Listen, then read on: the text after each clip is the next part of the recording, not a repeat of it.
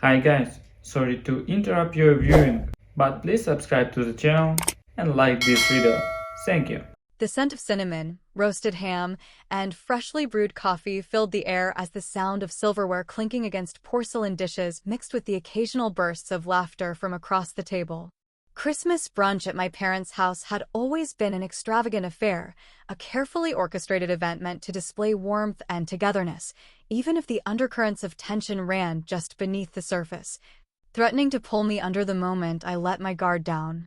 My mother, Linda, was in her element, passing around plates of perfectly arranged pastries while my father, George, sipped his coffee, nodding along to a story my sister Molly was telling about some work drama that seemed to captivate everyone except me. I had learned long ago that these gatherings weren't about reconnecting, weren't about cherishing time together, weren't about celebrating the holidays in the way that people who actually valued one another did. They were about performance, about presentation, about maintaining the illusion that this family was something it had never been. And yet, despite knowing that, despite years of steeling myself against the inevitable sting that came with sitting at this table, I still felt that old familiar hope creep in, the hope that maybe, just maybe, this year would be different. The gifts had already begun circulating around the table, wrapped boxes passed from hand to hand, bright ribbons being pulled apart with excited smiles, voices overlapping as everyone exclaimed over their presents. I had carefully selected each one, spending weeks picking out things I knew they would love, making sure that every detail, from the wrapping paper to the handwritten tags, was thoughtful, personal, something that showed I had been paying attention, even when it felt like they hadn't been. And then my mother turned to me with that polite, detached smile she had perfected over the years, the kind that made it clear she wasn't addressing me as her daughter, but as someone she barely tolerated in her carefully curated world. She reached for her mimosa, took a slow sip, then set it down with deliberate ease before tilting her head ever so slightly, her voice dripping with mocking sweetness. "We didn't get you one," she said, waving a hand dismissively as if she were discussing a minor inconvenience rather than her own daughter. "You never visit anyway, so we figured it wasn't worth the trouble." The words landed like a slap, even though I had seen it coming, even though I should have been prepared, even though this wasn't the first time I had been reminded that I was not truly part of this family in the way that Molly was. A small, sharp inhale caught in my throat, but I swallowed it down, pushing away the instinct to react, to defend myself, to let them see that even after all these years, they still had the power to hurt me. I could feel the weight of the silence settling over the table, a few nervous glances exchanged between aunts and uncles who had been witnesses to these small cruelties for years, but had never once spoken up. Molly looked at me for half a second before quickly turning back to her gift pile, avoiding my gaze in that way she always did whenever she didn't want to acknowledge what was happening. My father, ever the passive observer, simply stirred his coffee, his face unreadable, his disinterest in my discomfort painfully obvious. And then, before I could even process how to respond, before I could decide whether to laugh it off or finally say something that would burn the entire illusion to the ground, Ethan, who had been silent through most of the exchange, who had been watching with that same quiet intensity he always had when he knew I was about to retreat into myself, simply leaned back in his chair, reached into his pocket, and pulled out a small metal keyring. Without a word, he tossed it onto the table, the sharp clink of metal against wood cutting through the awkward silence like a knife. Every pair of eyes snapped toward him as he gave a slow, easy smile, tilting his head slightly as if he were merely commenting on the weather. "That's fine," he said, his voice casual but firm, carrying just enough weight to make my mother sit up a little straighter, her brows knitting together in confusion. "Because we just paid off your mortgage." The reaction was immediate, a ripple of shock moving through the table as my parents stared at the keys in stunned silence, my mother's carefully crafted expression slipping just enough for me to see the sheer disbelief behind her eyes. Molly, who had spent years benefiting from my parents' favoritism, looked between them and Ethan, her mouth slightly open as if she were struggling to make sense of what had just happened. My father was the first to speak, his voice gruff and unsure, the kind of tone he only ever used when he was faced with something he couldn't immediately rationalize. What? He asked, his fingers hovering above the keys as if touching them would somehow confirm that this wasn't a joke, that the power dynamic of this family had just shifted in a way none of them had anticipated. Ethan leaned forward slightly, resting his forearms on the table, his smile never faltering. The house was in trouble, he said, his tone even, as if he were explaining something simple, something obvious, something that everyone at this table should have already known. We found out last month that you were close to foreclosure. We cleared the debt, handled the paperwork, made sure it was all taken care of. He glanced at me then, his expression softening for just a moment before he turned back to my parents. So I think we'll survive not getting a Christmas present. My mother's mouth opened and closed, her fingers tightening around the stem of her glass, her knuckles going white as she struggled to find the right response, the right excuse, the right way to turn this moment back into something she could control. But there was nothing she could say, nothing she could do to undo the fact that she had just publicly dismissed her own daughter, only to be met with a gesture so staggeringly generous that it made her pettiness glaringly obvious. And as I sat there, watching them process the weight of what had just happened, watching the way the rest of the family shifted uncomfortably in their seats, unsure of where to look, unsure of how to react, unsure of whether to acknowledge the uncomfortable truth that had just been laid bare, I felt something I hadn't expected: satisfaction. For the first time in my life, I wasn't the one sitting at this table feeling small. For the first time in my life, I wasn't the one trying to earn their love. For the first time in my life, I was the one holding the power. And as my mother's gaze darted between the keys, Ethan, and me, her lips pressing into a thin, tight line, I felt the corners of my own mouth lift in a slow, deliberate smirk. "Merry Christmas, Mom," I said, my voice light, amused, almost playful. "Hope it was worth the trouble." The moment the keys hit the table, I saw something flicker across my mother's face, something raw, something unsettled, something dangerously close to embarrassment, or maybe even shame, though I knew she would never allow herself to name it.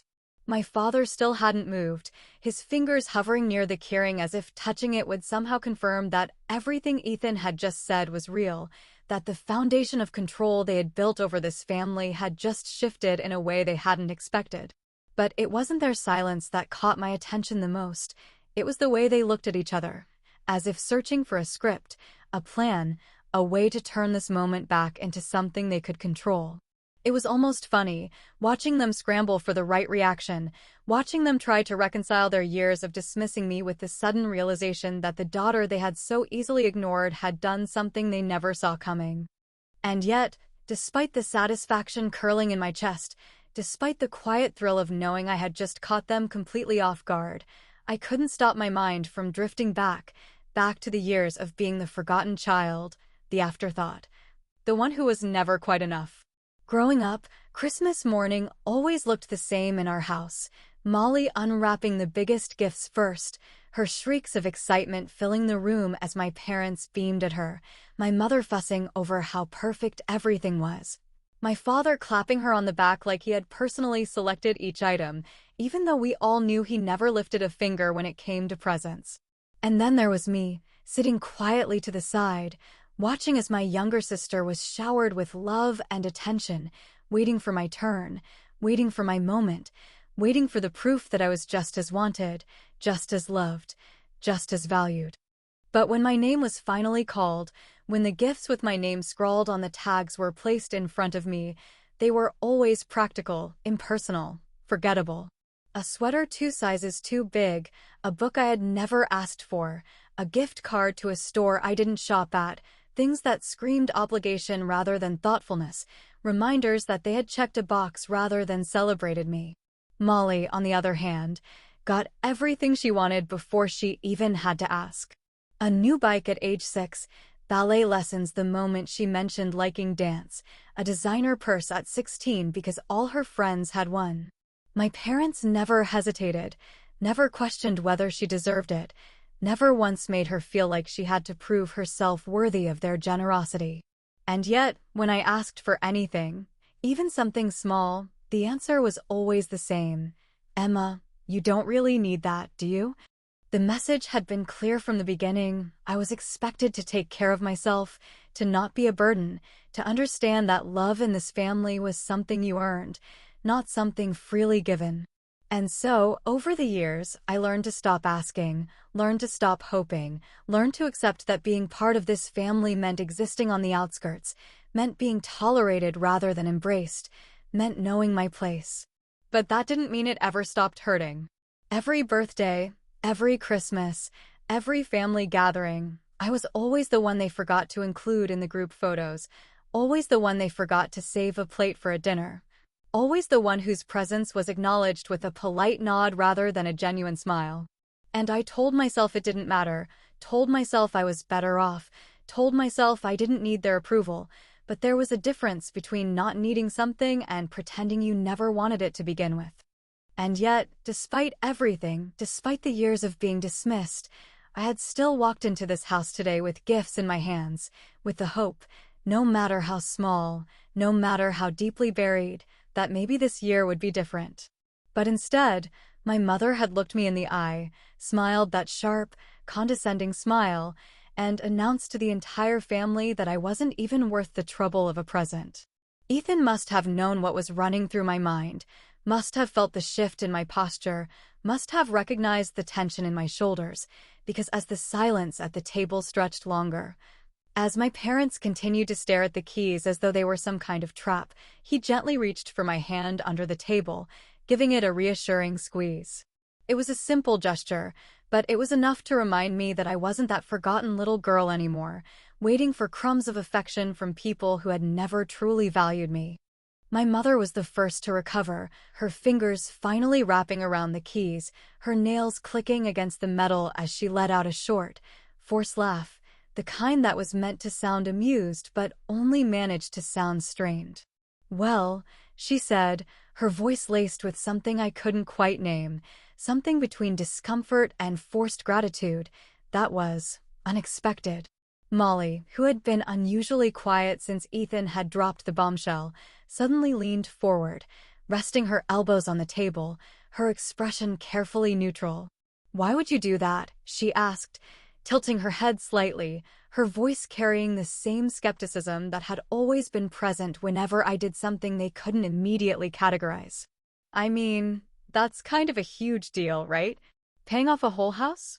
That's a lot." I knew what she was really asking, what she was really trying to understand, why I would do something so generous for people who had spent their entire lives making me feel like I was nothing more than an afterthought. I smiled then, slow and deliberate, letting the question hang in the air for a moment before finally responding, my voice steady, my gaze never wavering. "Because they needed it," I said simply, watching as something uncertain flickered in my mother's expression, as if the realization of just how much she had miscalculated this moment was finally starting to sink in.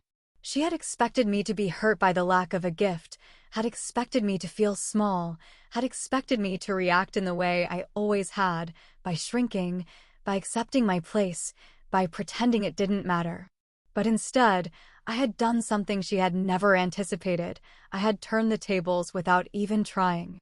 And as my parents exchanged another look, their discomfort now impossible to hide, I felt something settle deep in my chest, something that had been missing for a long, long time. For the first time in my life, they didn't know what to do with me. The silence in the dining room had stretched far longer than anyone seemed comfortable with, the weight of what had just happened settling over the table like an unbearable fog, thick and suffocating in its intensity. My mother still held the keys in her hand, her perfectly manicured fingers wrapped so tightly around them that I half expected her nails to leave marks in the metal. Her jaw locked as she struggled to mask whatever emotion was currently swirling beneath the surface. My father had barely moved, his hands still resting on the table, his expression unreadable, the quiet tension between him and my mother speaking volumes without a single word being exchanged. Molly, on the other hand, was watching me like she was waiting for me to explain myself, waiting for me to justify something that didn't actually need justification, waiting for me to give her a reason to tear apart what had just happened. And then, finally, after what felt like an eternity, my mother let out a soft, breathy laugh, forced, hollow, tinged with something that sounded an awful lot like discomfort.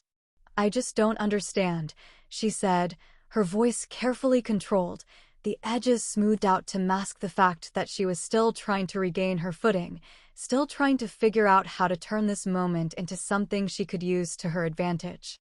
"Why would you do this, Emma? Why would you and Ethan pay off the house? You never even mentioned anything like this before." It wasn't gratitude.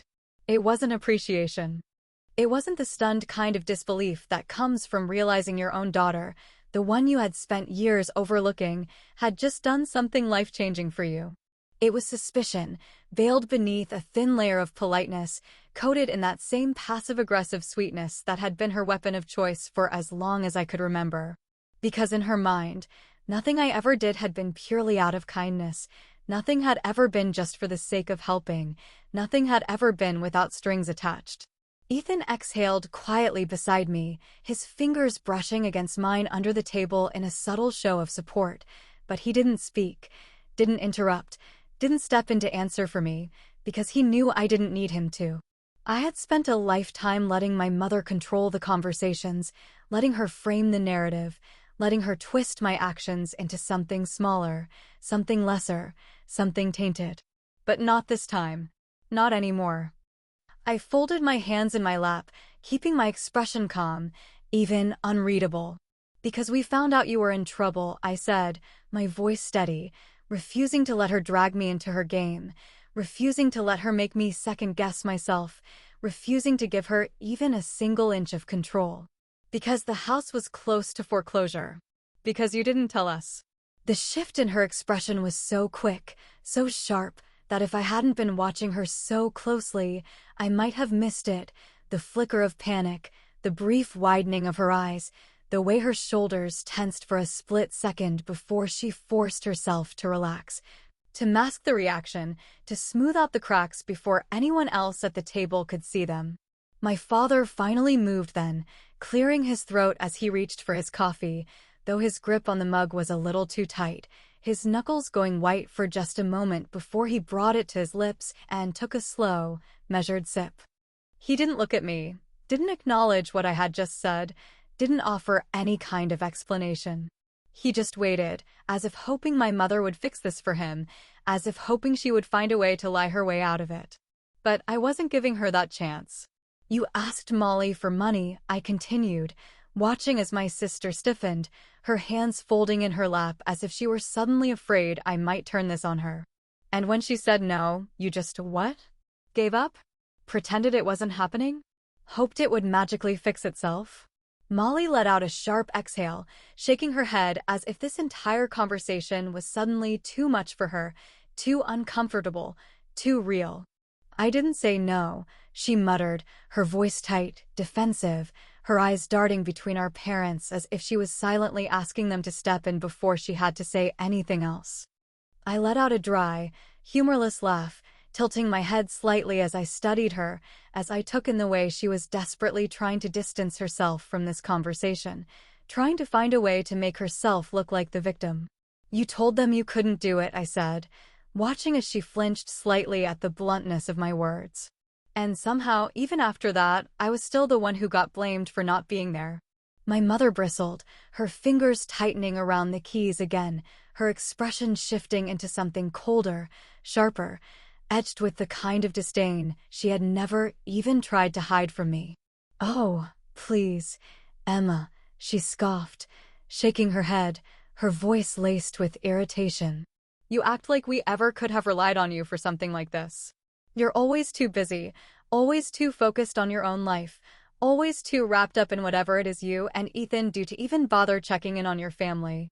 I stared at her, at the sheer audacity of the words that had just come out of her mouth, at the way she had somehow convinced herself that this was my fault, that I was the one who had abandoned them, that I was the one who had made myself an outsider. And then, before I could stop myself, before I could think about whether or not I would regret it later, the words that had been sitting heavy on my tongue for years finally slipped free, falling into the space between us like a challenge, like a truth too sharp to ignore. "You didn't even think to ask me. The entire table went silent, the weight of the statement pressing down on everyone, wrapping around the conversation like a noose, squeezing the air from the room.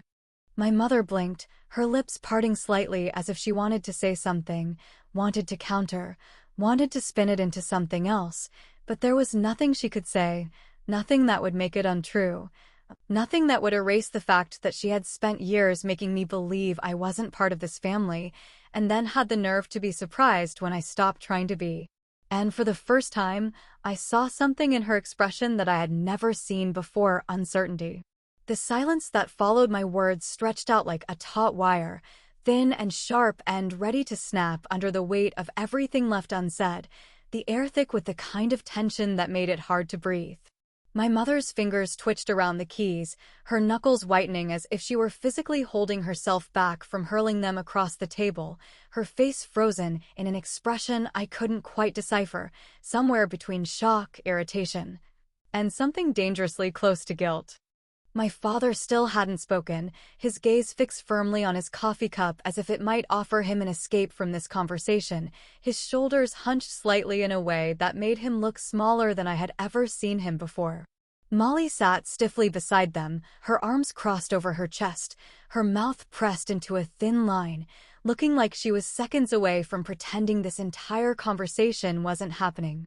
And then, finally, my mother took a slow breath, straightened her posture, and let out a clipped, incredulous laugh, shaking her head as if she had just heard the most ridiculous thing in the world, as if I had just accused her of something completely outrageous.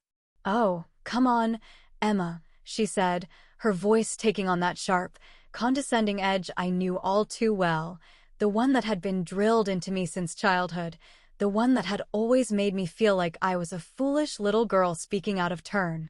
"Don't be dramatic. It's not like we intentionally left you out. You've always been so busy with your own life. How are we supposed to know you even cared?" I stared at her for a long moment, letting her words settle, letting the sheer audacity of her rewriting history in real time sink in, letting myself absorb the fact that even now, even after everything, she was still trying to shift the blame onto me.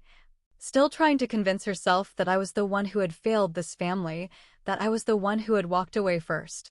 Ethan shifted beside me, exhaling slowly through his nose, his fingers brushing against my wrist under the table, a silent reminder that he was there, that I didn't have to let her pull me back into this, that I didn't owe them anything. But this wasn't for Ethan, this was for me. "I was always here," I said, my voice quiet but firm, my gaze locked onto hers, watching as something flickered behind her eyes, something unsettled, something she clearly didn't want to acknowledge. "You just never looked." For the first time all night, she had no immediate response, no quick dismissal, no sarcastic retort ready on her tongue. She just stared at me, her mouth slightly open, as if the words had hit her in a way she hadn't expected, as if some part of her had known all along that what I was saying was true, but had never been willing to admit it. I shook my head, a bitter smile tugging at the corners of my lips, my chest tightening with the weight of everything I had never said, everything I had swallowed down over the years, everything I had convinced myself wasn't worth the fight. "Every time I called, you were too busy. Every time I visited, you barely acknowledged me. Every time I tried to be part of this family, you made it clear that Molly came first, that I was just extra. And eventually, I got tired of trying to prove I was worth something to people who never cared enough to notice." Molly scoffed loudly, shifting in her chair as she threw her hands up in exasperation, her tone dripping with irritation. "Oh my God, Emma, can you stop acting like some tragic victim?" she snapped, shaking her head as if my words had personally offended her, as if she were the one who had been pushed aside her entire life. "You always do this. You always make everything about you, like you were some poor, unloved child while the rest of us lived in some perfect fantasy. Maybe if you weren't so damn sensitive all the time, you would have realized that no one was intentionally trying to exclude you." I let out a slow breath, pushing down the familiar frustration that came with trying to argue with her, with trying to get her to see something she never wanted to see. "Molly," I said, my voice measured, careful, deliberate. "You were given everything before you even had to ask for it. I had to fight for scraps of attention and still got told I was being too needy. You don't get to tell me how I should have felt about that. She rolled her eyes, muttering something under her breath, but I ignored her, turning my attention back to my parents, back to the two people who had shaped my entire childhood, who had made me feel like I was never quite enough. And then my father finally spoke, his voice rough, low, carrying the weight of something that had clearly been sitting inside him for far longer than he was willing to admit. "I never wanted you to need me," he muttered, rubbing a hand over his jaw, his gaze still fixed on his untouched coffee, his expression unreadable. "You were always so damn independent, Emma. Always figuring things out on your own, always handling everything without asking for help. It was easier that way. It was less complicated." I stared at him, feeling something in my chest twist painfully, the breath catching in my throat, the weight of his words both an explanation and a wound I hadn't expected to be reopened. "So you resented me for not needing you," I said slowly, watching as his jaw clenched, watching as the truth settled between us. "But you're the one who made sure I had no choice." His silence was confirmation enough. I swallowed against the tightness in my throat, the sharp sting of something dangerously close to grief creeping in, because that was it, wasn't it? That was the truth I had never been allowed to see. He had pushed me away because I reminded him of himself, because I had learned how to survive without him, because I had never been the easy child, the one who clung to them, the one who made them feel needed. And suddenly I was tired. Tired of trying to be heard. Tired of trying to explain myself. Tired of sitting at this table, in this house, with these people who had never once tried to meet me halfway. So I stood. The movement was slow, deliberate, my chair scraping against the floor as I pushed it back, my hands smoothing over the fabric of my dress as I exhaled, steadying myself. My mother blinked, startled, as if she hadn't expected me to actually leave. "Where are you going?" she asked, her voice sharp, defensive, like she was trying to reel me back in before I could walk away. I gave her a small, tired smile, one that didn't quite reach my eyes. "Home," I said simply, turning my back on them for the first time in my life. And this time, I didn't look back. The cold air hit my face the moment I stepped outside, sharp and biting against my skin, but it was nothing compared to the numbness settling in my chest. The kind of heaviness that didn't come from the weather, but from the weight of finally walking away from something that had held me down for so long. Behind me, I could still hear the faint murmur of voices from inside the house, the distant hum of Christmas music playing through the speakers, the sounds of a family gathering that I had once desperately wished to be part of, but now felt like nothing more than background noise to a life I no longer belonged to. Ethan was already by the car, hands in his pockets, watching me with that quiet patience that I had always loved about him, the kind of steady presence that reminded me that not all love had to be conditional, not all relationships had to be a battle.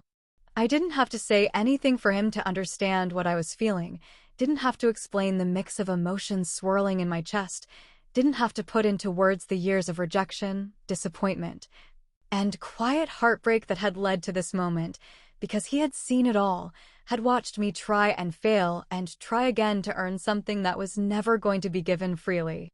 "They won't call," I said finally, wrapping my arms around myself as I glanced back toward the house, toward the warm glow of the windows, toward the place that had once felt like home, but now felt like nothing more than a shell of something I had outgrown.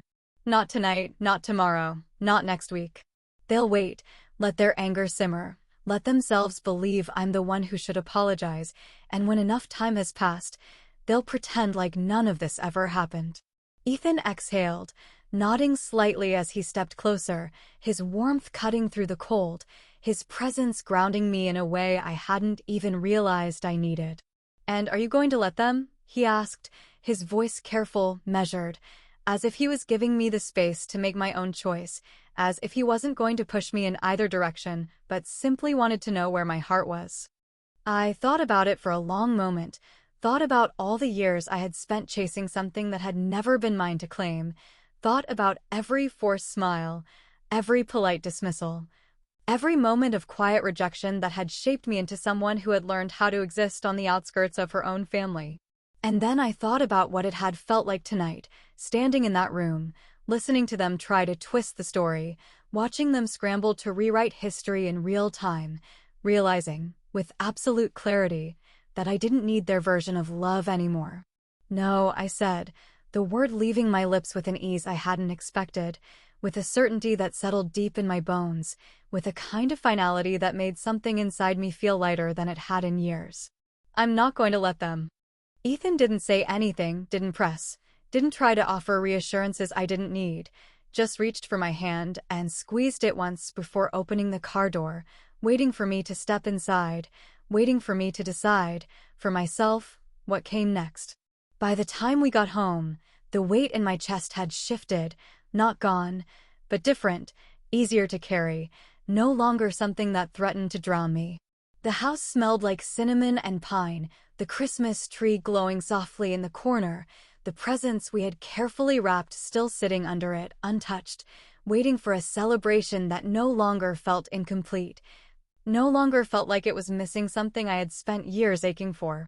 "Hey, look who finally showed up," came a teasing voice from the couch, and I turned to see Mara and Jason, our closest friends, our chosen family, sitting comfortably in our home like they had been waiting for us all night.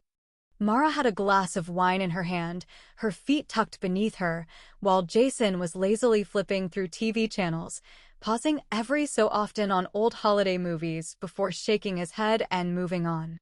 I blinked at them, surprised, because we hadn't made any plans, hadn't told them when we would be back, hadn't expected them to be here, and yet they were. They had shown up, because that was what real family did, because that was what love looked like when it wasn't transactional, when it wasn't a performance, when it wasn't something you had to fight to earn.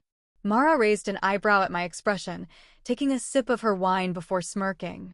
"What, you thought we were going to let you come home to an empty house on Christmas?"